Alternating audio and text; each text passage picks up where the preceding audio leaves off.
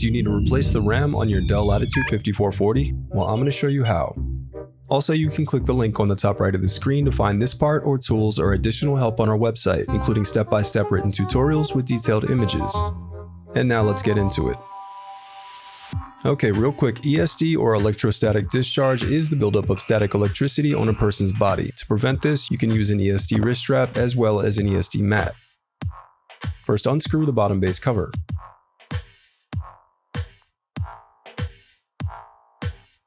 Now pry apart and remove the bottom base cover.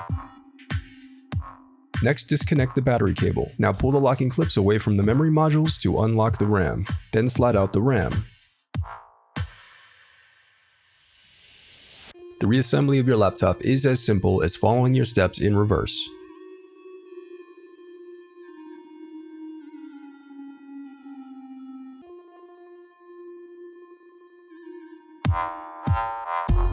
If you still need help, you can visit partspeople.com and view printable DIY instructions to help you along the way. We also have playlists of thousands of Dell tutorials for hundreds of different models, so keep checking back. Thanks for watching.